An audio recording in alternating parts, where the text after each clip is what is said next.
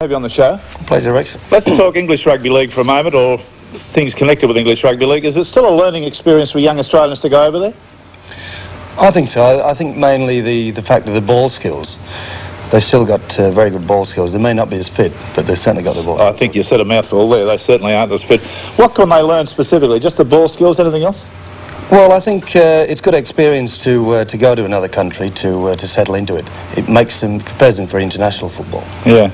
Should there be a limit to the number of foreigners, shall we say, England, Australian, New Zealanders or South Africans or whatever, in one English club? It's pretty hard to say. I came out to Australia. I made quite a good career of it. I think maybe they should have only two to each individual club, or maybe a marriage situation between them. Well, in that context, there was a revolt at the Halifax club this year when they've got 9 Australians on their books, and Chris Anderson's now the captain player coach, and he's playing in the game we're going to see today. What about that? What was the outcome of the revolt? Well, really a big problem there, because their president said that they were quite happy to have the entire team Australians, which is quite a mouthful. And is he still the president? He certainly is. He's quite a wealthy man, and of course Colin Dixon, the man that Anderson took over from, was quite upset about the whole issue.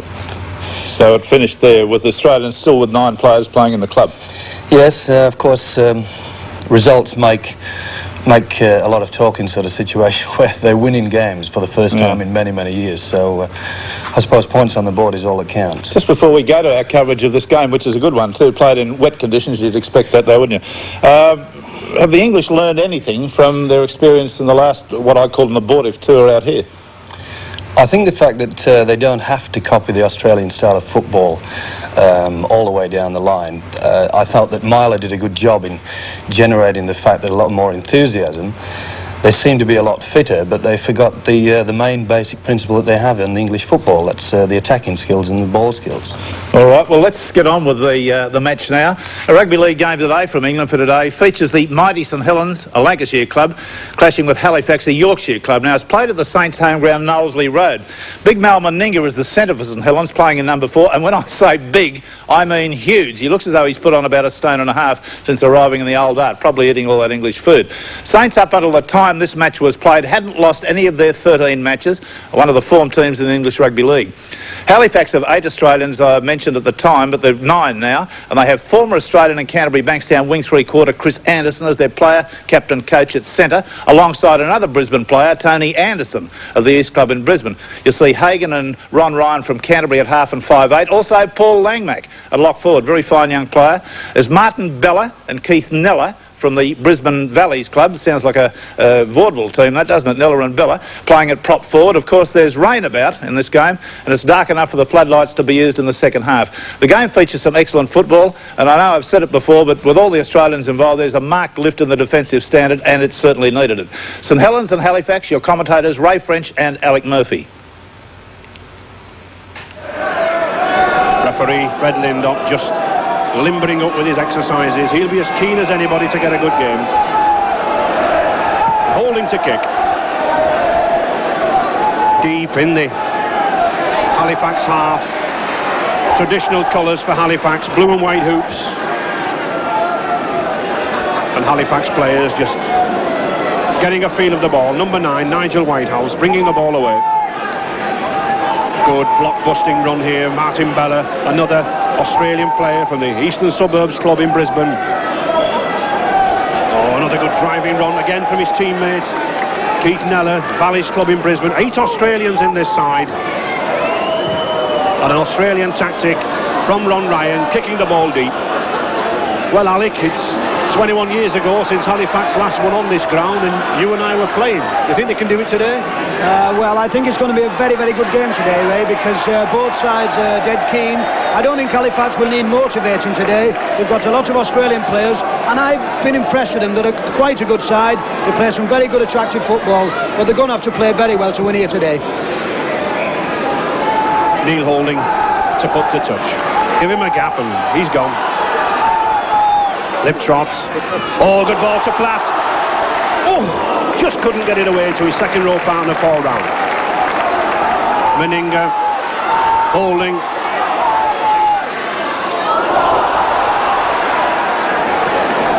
think it's Tony Burke's ball. It's not. A scrum down.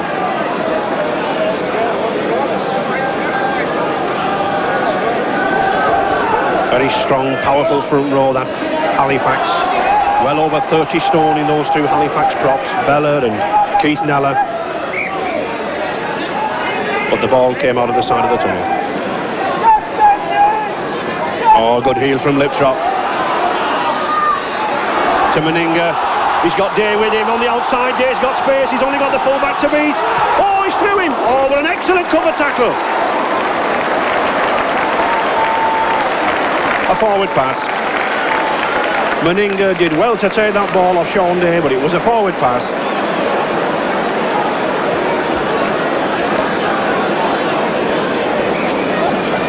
Already seeing something of this.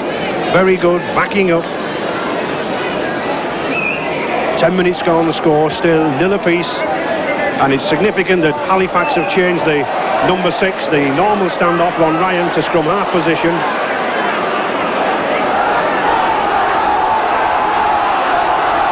To Meninga, to Round.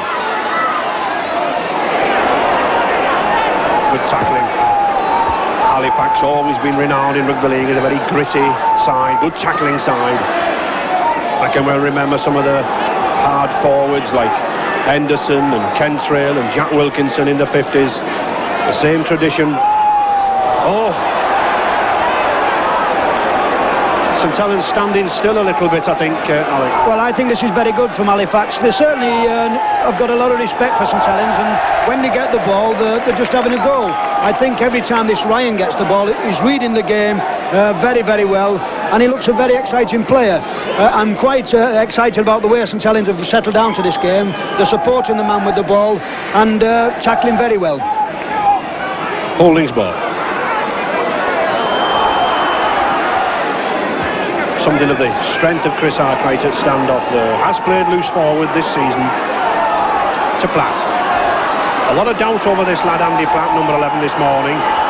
He went to see a specialist yesterday about neck muscle trouble, but thankfully he's fit. St Helens still on the attack, 30 yards from this Halifax line. Arkwright to Liptrop. Not really found his feet yet, Graham Liptrop. Arkwright. Both sides having a lot of trouble underfoot. It's a very, very heavy pitch, although there's a good covering of grass. High, up and under there from Meninga. It's hovering. Oh, but well taken.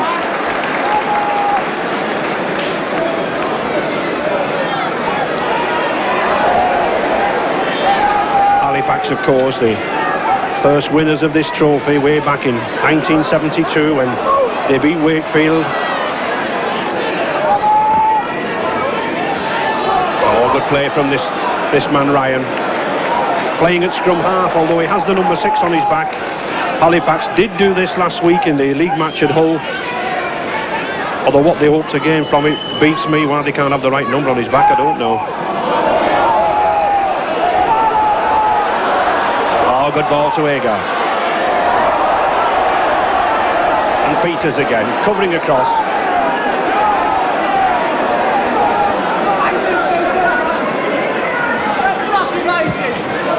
Ryan not really looking for touch, just testing this youngster, Sean Allen. Ooh. Ooh. Well, I think that tackle from Paul Langmack really tested him. Oh, oh, that was a tackle. I think Harry Pinner, Saint skipper, felt that. Well, St Helens are throwing a lot of loose ball out. Well, I think this is what St Helens are guilty of, really. Halifax are making them and forcing them into mistakes because there's some absolutely fierce tackling going on out here. And some good running too, Alec. Just look at this lad now. He's going for that line. Oh! Has he got it? Yes! Yes, he's got it. And who is it?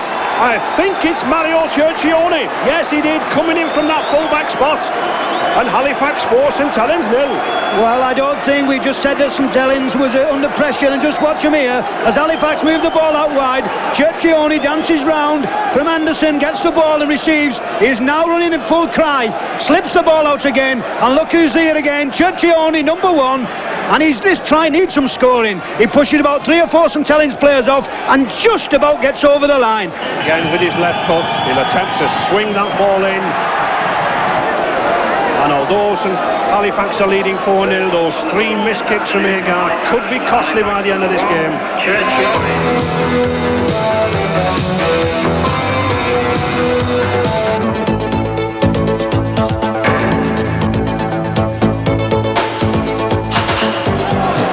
Agar very sensibly taking the ball on his own there. He knew his team were out of position, he knew his team were back. And the touch judge is on, yes. I think Harry Pinner stamping on the player.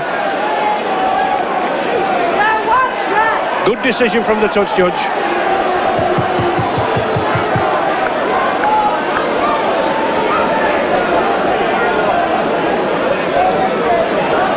And a kick again to Agar. Now will he go for goal? Yes. On the left hand side. Should suit a left foot kicker.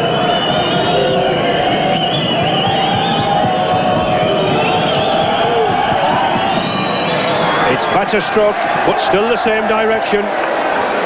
So that's 5 attempts, 5 misses, but still Halifax lead by 4-0. Will there be 5 costly misses, Ray? Because really, I think he should have kicked 3 of those goals. He's striking the ball well enough, but he's just putting it a foot either side. But Halifax look the more confident of these two sides. They're certainly running up supporting each other and tackling tremendously well. There's no Christmas spirit here for anybody. Oh, good pass there from Chris Anderson to Langmack. These forwards are certainly... Oh, good striding run there. I like the looks of this number 10, Keith Neller from the Valleys Club in Brisbane. Oh, it's Anderson on the attack. 5 yards now from the St Helens line. Halifax fans roaring them on. Langmack. To Neller. Ryan. St Helens desperate to cover here. Hagan managed to get the ball out. Oh. Well, a huge roar goes up from the St Helens contingent in the crowd at that. St Helens have gone 13 matches without defeat in the league this season. Could that 13 be an unlucky omen? 5 minutes to half-time. Halifax still clinging to that 4-0 lead thanks to that Cercioni try. And all credit to them, they've been far the better side this half.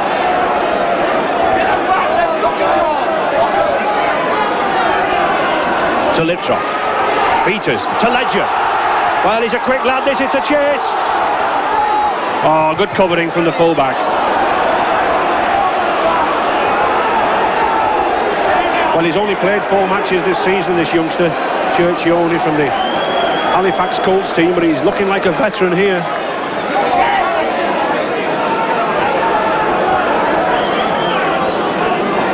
It'll be nice to see or hear Ray at half-time if he could listen to Billy Benion's team talk, because he does have a problem.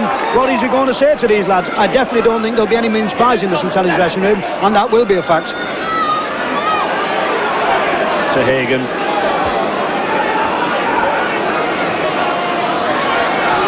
Keith Neller. These two prop forwards, Martin Ballard and Keith Neller from Queensland, really having an effect in this match. It's their weather conditions and a penalty against Graham Liptrot, interfering at the play of the ball. And Chris Anderson says, have another go, lad.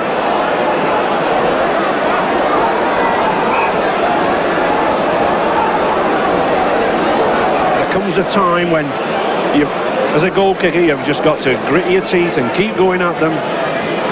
One theory is that the more you miss, you're bound to kick one.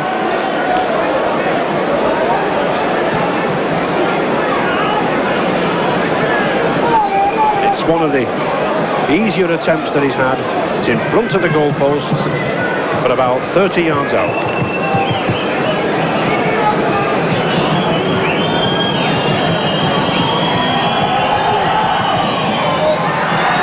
And he's missed another.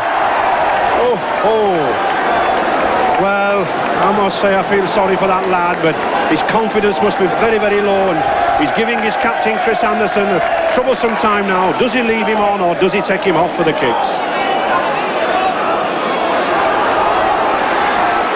But it's Halifax still on the attack. Martin Bella.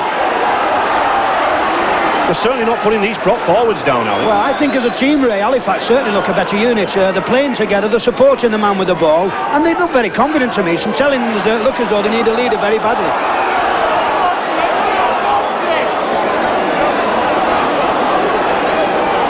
Well, he's bringing Chris Arkwright out again. Another off-the-ball incident on Hagan.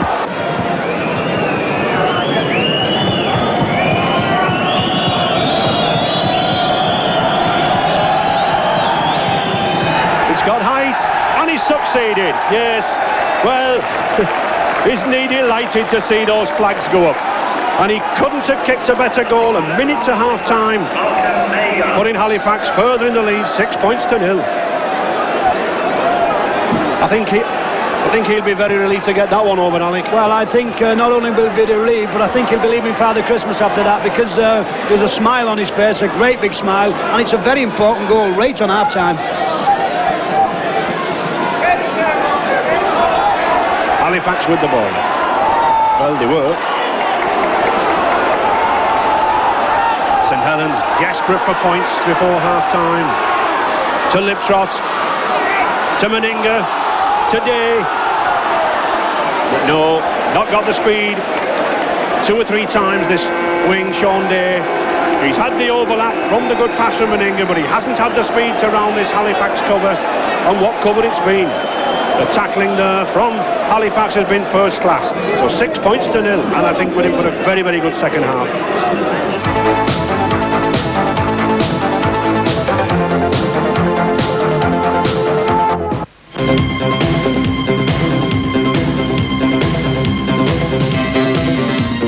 So 6-0 and an upset on the way with 13 matches straight. St Helens have won. What have you thought of it? Well, Halifax are tackling well the Australian influence. St Helens are waiting for the Halifax to come to them rather than moving up, and Halifax are doing the opposite. And it's quite interesting to see that every time an Australian gets tackled, he plays the ball a lot quicker than the English players. Might be giving the referees a bit of trouble over there. I think it would be as well, because they're used to a lot of second and third tackles. I was amused to not because he's playing very well, but Mario Ciccione, so we've got an Italian in the side too. Yeah, it makes a change, Rex. We have quite a few nationalities in England. It's a foreign legion over there, isn't it? Okay, let's have a look at this second half and see how the action goes. 40 minutes to go, 6-0 to Halifax.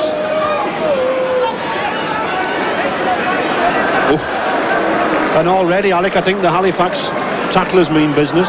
Well, I'd have loved to have been in the St Helens dressing room, and I don't think Mrs Whitehouse would have liked it, because I think Billy Bennion has got to have tore into these people.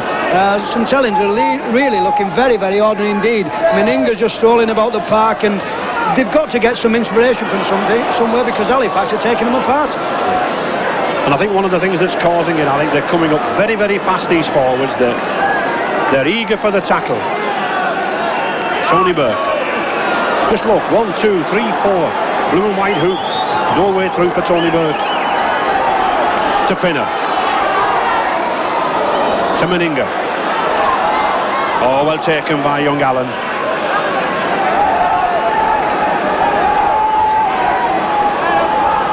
To Gawley. Well, I do think that St Helens are getting sucked into a forward game here, down the middle. That's the third tackle there they've used up inside those 5 yards. Back to Meninga. Halifax using these forwards again, and they're not really putting them down, Alec. Well, they look a little bit livelier, Ray, the Halifax forwards. They look as though they want to play, and every time they do run with the ball, there's always a man in support, and I think they're playing very well. And I think there's one big difference here between these two packs, Alec, and that's the size. But here's one difference now. It's Paul Langmack. Oh, he's got Allen. Oh, what a good cover tackle there. Well covered from Meninga. 5 yards now from St Helens line. Chris Anderson. A penalty. Referee Fred Lindop signalled a penalty. Offside again. Well, Meninga walks away in disgust, but the penalty's given. St Helens can only blame themselves. The last 4 penalties have all been given away by them. And he's kicked it. So with only 3 minutes played now in the second half, that second goal from Agar takes Halifax out to 8 points to 0 now. To Round. I think St Helens really are lacking a forward big enough to scatter these Halifax forwards. They've got plenty of pace, Alec, in the pack, but I don't think they've got the sheer physique to knock them out of the way. And they've lost it.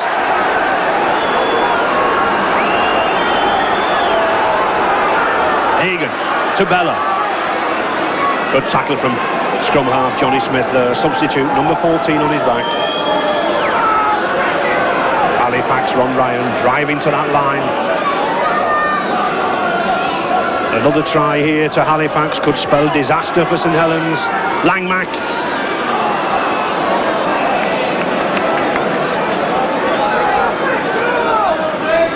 Oh, good charging run. We might be seeing a drop kick, I think.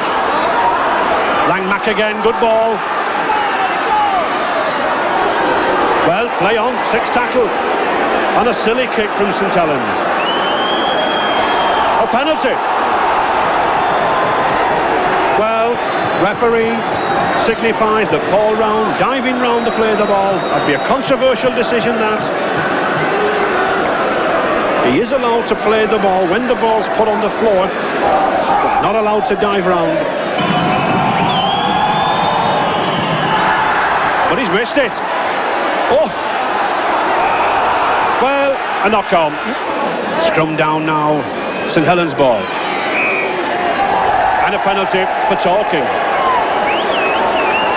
Well, 10 minutes into this second half, with Halifax 8-0 in the lead, I think St Helens will be relieved by that. St Helens have to score twice now to overhaul them. St Helens, with this man Mal Meninga, were 5-2 joint favourites for the trophy this morning. Oh, good tackle on Tony Burke. And his opposite number there, Keith Neller. To Pinner. Oh, he's lost it. Well, it looked a forward pass, but it wasn't, because the ball hit the man, the Halifax elbow. I think when they said this morning, Ray, that Chris Anderson said that he knew Meninga's play. I didn't think he thought he was going to live with him all afternoon, because every time he gets the ball, they're absolutely flattening him. Well, this looks a little better play from St Helens now. They're moving it out wider. To Round, here's something. They've got Meninga with him. Oh, good ball there to Sean Allen. Now then, 15 yards now from the Halifax line. This is more like the St Helens form that we've seen. Oh, Johnny Smith, he's got a gap. Oh, he's got nobody with him. Oh, not a forward was with him. Good tackle from Paul Langmack again, this youngster. What a fine game he's having. St Helens, Round. Chip kick from Meninga. Dare's going for the corner. Can he get there? Yeah, does he get it? Well, he's consulting Mr Chamberlain, the touch judge. It was a heated decision whether the ball was touching goal. A try!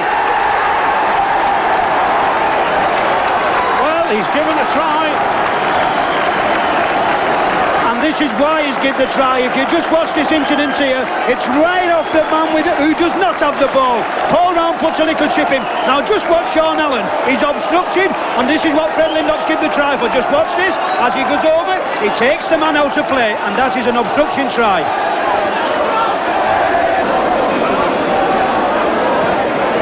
But the kick, he's under the post, so it must have been obstruction. Yes, I think I was right, Ray. I think the try has been given for an obstruction on the lad who's just kicked the goal, and he was obstructed. He did not get his hand to the ball, but the touch judge said that he would have scored if he hadn't been tackled.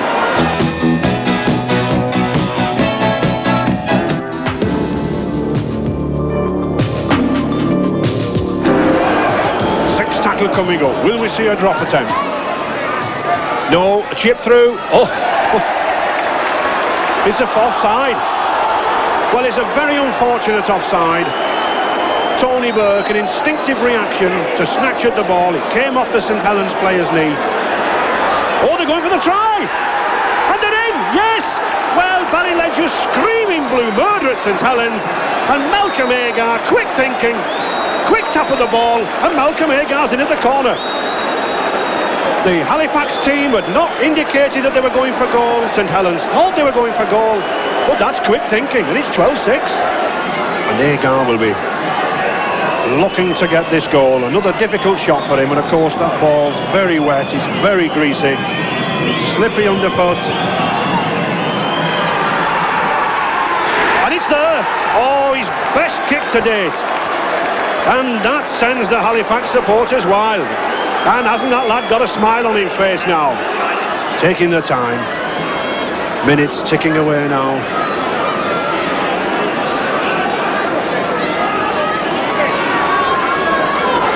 To Ryan.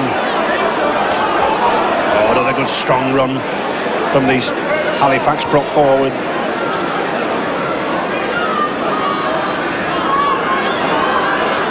From all good pass from Arnold to Tony Anderson. We've not seen a lot of Tony Anderson, this centre from eastern suburbs in Brisbane. Well, taking the touch, he's accepting the scrum. I think Tony Anderson there, the Halifax centre, knows that this scrum will take 30-40 seconds to complete. 4 minutes left. And Pinner with the ball. Last ditch attempt from St Helens. It can only be Barry Ledger.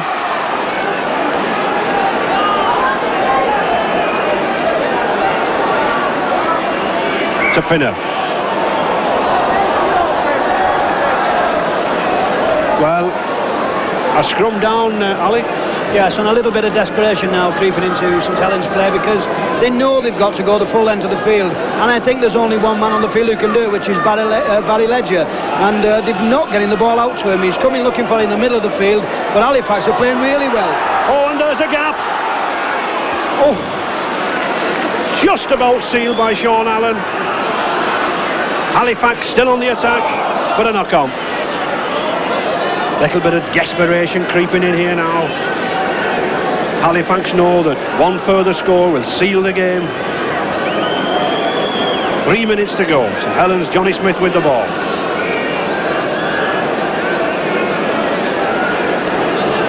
St Helens, of course, needing the try and the goal to catch that Halifax team up. And it's Saints' ball. Well, they've 5 tackles and they've 95 yards to go, St Helens. And 2 tacklers like that to beat.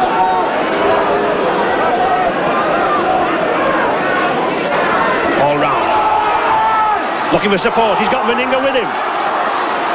To Ledger. Now this is the man that Alec Murphy said could pull the thing out of the fire. It's a race for the ball. It's Mick O'Byrne. Oh, but a good cover. And stop the clock. Mick O'Byrne is injured, but referee Fred Lindop, very, very good piece of refereeing, stops the clock immediately. Could be a serious back injury there.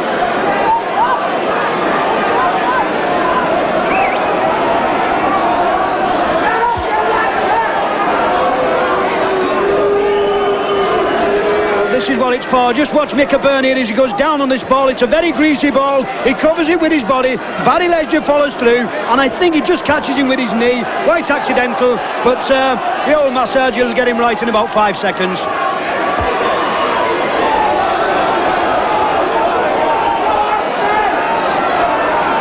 About 90 seconds of time to go, far from the odd injury time. Halifax playing through the quarter of tackles, bringing it over the 25-yard line. They won't be bothered. They'll be looking to go now into the semi-finals.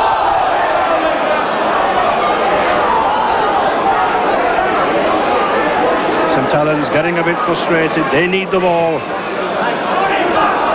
Well, Minute to go. There's the ball. 6 tackles. Can St Helens do something?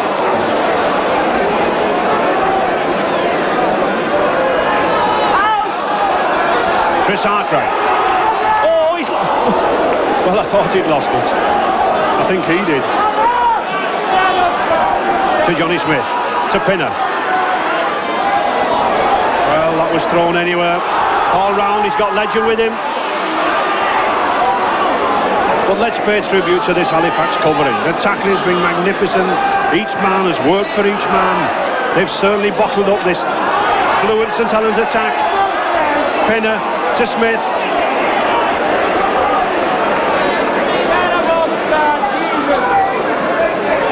Arkwright. Still keeping going to Peters. We're into injury time now, waiting for the hooter. Halifax looking comfortable there at 14-8. Oh, Graham Littrot still going. Now here's a chance. Pinner, he's got Platt with him. Can he get it today? Oh, he's lost it. That must surely be the last effort for St Helens. Andy Platt gets up, disconsolate. We're in injury time now.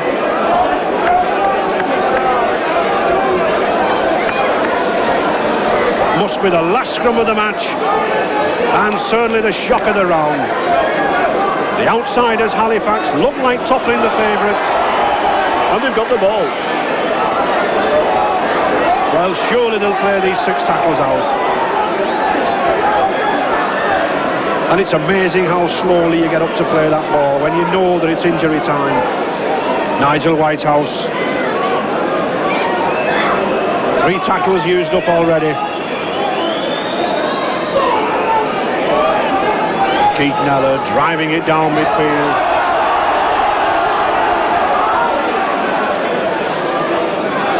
Keeping it close in the forward, Steve Bond. And I don't think anyone would disagree. They've deserved this lead of Halifax. And a very, very sensible piece of play. Not giving the ball to St Helens there. And there's the hooter.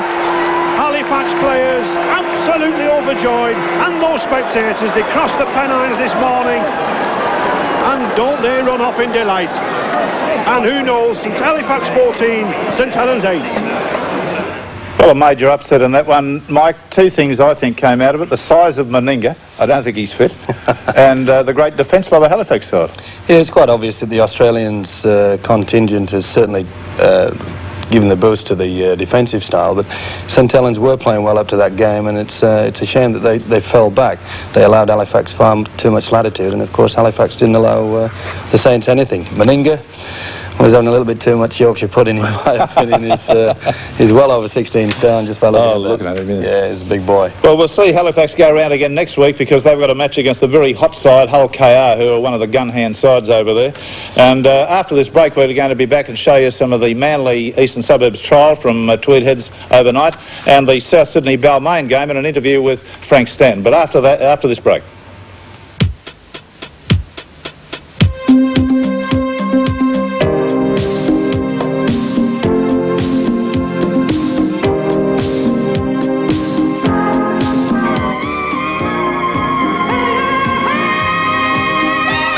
Okay, back with Mike Stevenson. Mike, a couple of things. Last night in the trial match at Leichhardt Oval, they were experimenting with the matter of using the referees to be able to talk to the crowd on an amplifier. What do you think of the idea of that? To give opinions on why they've offered penalties. I think the sooner they give it away, the better. I think they've got enough responsibility. They've got far too much to worry about, rather than just letting the crowd know. If they've been informing the crowd with signals for many, many years, I can't see that this American innovation is going to help rugby league here. Well, it didn't work all that well last night. The problem was that I think some of the electrical equipment that they were using blew up, and or not literally blew up. He didn't destruct or anything like that. But the point was it didn't work effectively, and Kevin Roberts, the referee, I don't think was very happy with it. So maybe an experimental idea, but I'm not terribly wrapped in the idea. Referees have been giving signals for years. All right, let's talk about another topic just before we go to this Manly and East game, which was played up there in the Tweed Heads. Do you place much reliance on form in these trial matches? Are you concerned about that? Not really. I think every coach looks at it as a trial. They've got to give the new boys in the club a feel of what first grade football's all about. They try different positions, and in many cases a lot of coaches are trying out a new captain or searching for that youngster that can come in and fill a spot. I really don't. It's the pressure of when the Premiership 2 points is on the count. It's not. These are just. They're just a matter of winding up into the big season. All right, well, let's get on to that Manly and East game from the Tweed Heads. They were beaten, as you'll recollect, 18-2 in their first trial by Eastern Suburbs earlier in the week. But they came back to win their rematch played at Tweed last night. Enormous amount of rain up north. I don't know whether you know that. The match had to be postponed once. So arch rivals Beatson and Fulton, I think, can console themselves with the thought that they've shared the trial honours. The match was only 3 minutes old when Manly and Australian forward Paul Vaughton split the Rooster defence and found winger Stuart Davis, who dived over in the corner after beating several tackles. Unfortunately, Davis elected to score behind a strategically placed steel girder. The try was converted and the Sea Eagles led 6-0. Manly looked certain to score only minutes later when Phil Blake raced through a hole in the East defence. Hooker Mal Cochran loomed up in support but was unable to take the pass. The try of the match came midway through the first half, and appropriately it was instigated by former Redcliffe forward Richie Paulson, who somehow was able to slip the pass to a flying Tony Melrose, who skirted wide before honing in on the line for a great four-pointer. Manly was leading 10-0 and the young side was looking hot. The Sea Eagles crossed the line again, only to have referee David Loss rule the pass from Des Hasler to Davis was forward. A dubious decision, but one of many that was made during the game. The match could well have turned into a farce over a simple misunderstanding by the referee. The rule that Sydney League teams play under in trial conditions is if a player is sin-binned, he can be replaced. East captain Dave Brown was sin-binned, however the referee didn't want him replaced. Coach Artie Beetson was quick to point out to the officials in no uncertain terms that he was going to send on a new player regardless. 2 penalties to East reduced Manly's lead to 6 points, and they had a great chance to steal the game from the Sea Eagles when Wilfred Williams scored a marvellous try.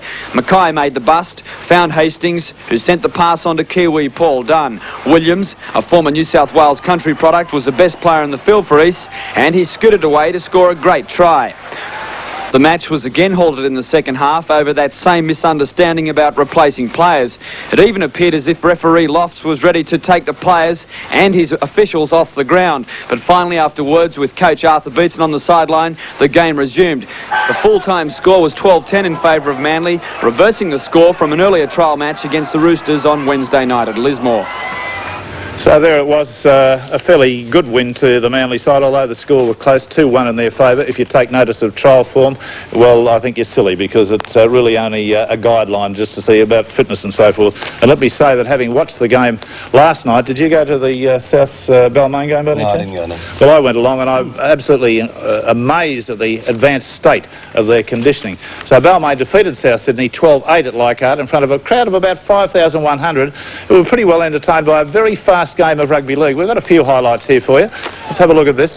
This is, well, South Sydney scored a try through Mario Fennick from dummy half early, and he was replaced at half-time. But the Balmain side had some marvellous players on the night, I thought. Pearce at lock forward was quite outstanding. I think they've got an absolute winner in Conlon in the centre. He's a very skillful player. He did a couple of very clever things. And lovely little kick here by Bevan. And the man of the match is going to score this try, Gary Jack. He just had a blinder last night. He took bombs. You'd have sworn he'd just come off an Australian tour. He was playing in absolutely superb form. And it must be a great thing for the coach, Frank Stanton, to have his true international form right at the start of the season. Of course, the many a slip to the cup on the lip, isn't there? But he goes so well. Conlon's passing was a feature of the match.